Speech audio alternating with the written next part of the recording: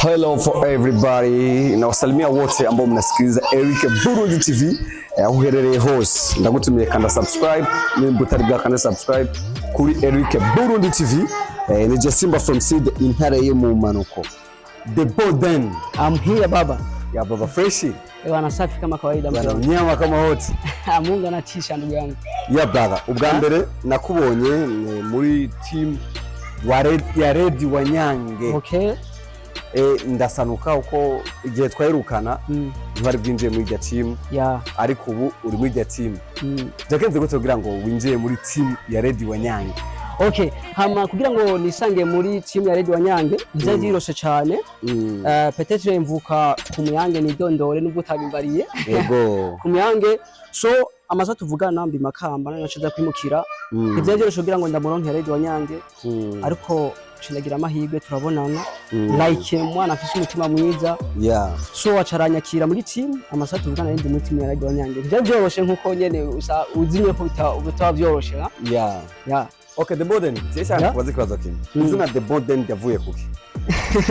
So izina The Boden aho ryavuye abantu benshi ndazi ntajyo bazi kandi reka nce ndarivuga uvuga je ndafise umugore ufise umudamu yitwa Deborah nanje nkaba nitwa Ndeni urumva naciye mfata Deborah nce ndariteranya nce ndarigira The Bonden bro so reka tugende kuri iki novuga ko mu gisata cya comedy mu gihugu cy'u Burundi ubu muba muri mu gitigiri cy'abakomedie ba mbere mu gihugu cy'u Burundi basanzwe bakurikirana n'abantu benshi cye basanzwe bakundwa n'abantu bakunzwe ku mbuga zitandukanye why nize strategy mwaje mukoresha muri game ya comedy mu gihugu cy'u Burundi? Cyo kuvuga yuko imito twakoresheje nuko twamaje kuraba kwanza aho abandi bageze ndetse ko tugerageza kuraba tugende n'umwanya duhe abafana bacu ivyo bashaka tugera ku mwanya wabo cyo gituma rero byabaye nkuko bibona. Okay, reka tutarinjira cyane ariko tugaruke kuri iki hari umuntu heruka gucafuza izina ryanjye ku rubuga rwa YouTube sinzi mengana mitwara imikashi sinzi I don't know why byagenze gute nivyo mwaramwivye amahera yasabwa uko kubona uvuye Makamba nkaba ndi kumwe nawe n'umunsi kandi cyo kibazo kikaba kitararenga n'indwi byagenze gute?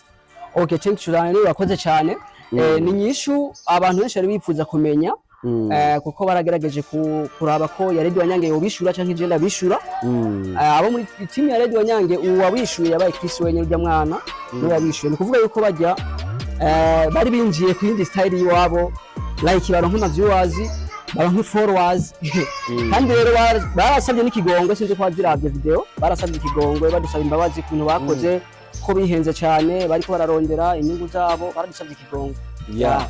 Okay, uguza ati barabasabye ikigongwe maybe muri shaka tumenye gutandukanya comedy na film kuko comedy mwe mukina zigomba kumera nka cinema ariko bikamonika ko mwe mugura copy paste kuri mutima why?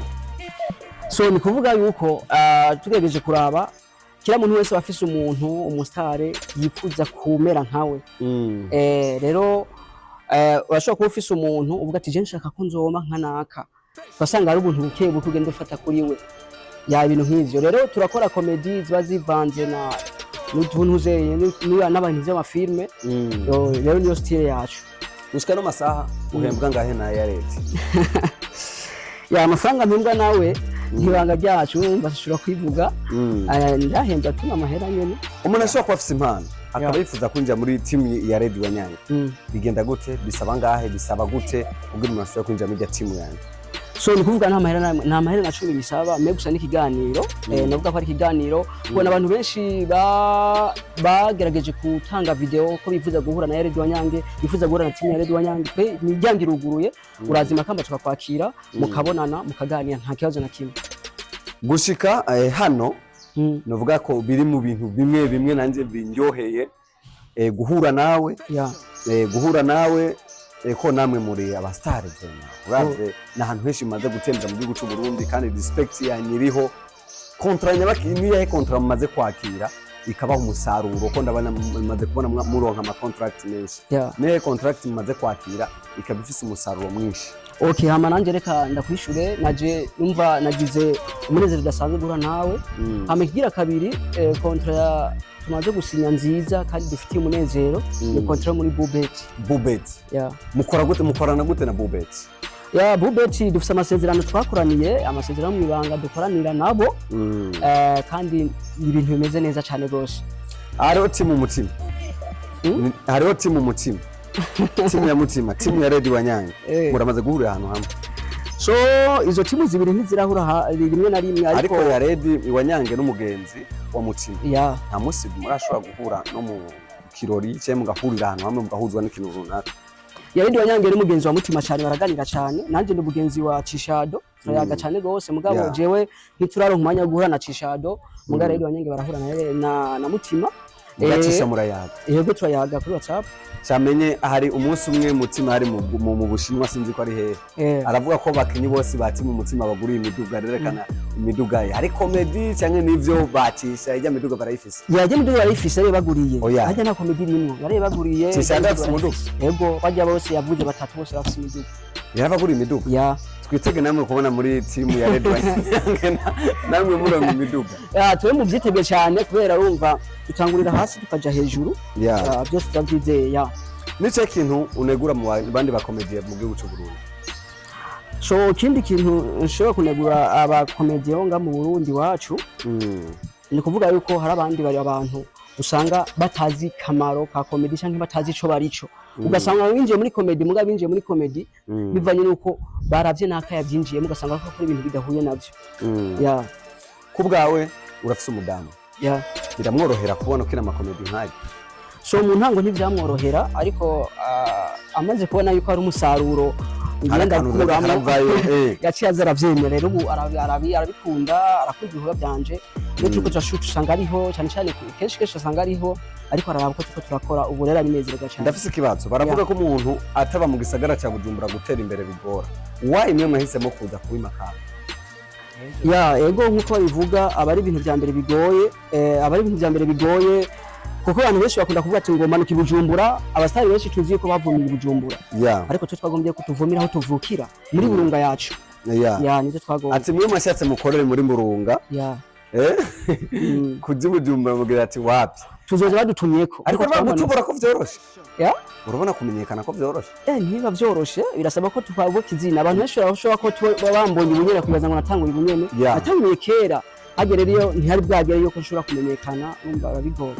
Okay, nsatugaruke muri 2023 twageze guhurira mu Rutana tuvuye Bujumbura twahuriye Bujumbura. Mugani mu maje kuntona na Sauti ya Busara. Yego. Turaca mu Gitega twinjira mu Rutana. Wewe na Sauti ya Busara mwari muhuriye kuki? Bone kuvuga jewe na Sauti ya Busara ntabwo nari muri timu yabo ariko icyo twari duhuriye ko twarafasha abantu like abantu bafise abantu batishoboye uko kujya bibonye azi ko twari turi kumwe. Twaje tukikora ko nk'umujournalist. Rero ntacyo duhuriye ko na timu Sauti ya Busara mugabo icyo twari duhuriye ko gusa nuko twafasha abo bantu bagize ikibazo ibintu nk'ivyo. Tugaruka kuri iki naco intumbero yo gufasha kuri wewe wahagaritse kuvyinjiramo kubereye? Sinahagarikije n'ubu ndafasha mu gihe Imana yampezagiye ikampa uburyo n'ubu ndafasha sinigeze mpagarika kubera nanjye vyampaye mu musaruro udasanzwe yifashije umuntu kanaka uraronka umugisha. The Boden amaze kureshwa n'abana b'abakobwa amaze kureshwa n'abangana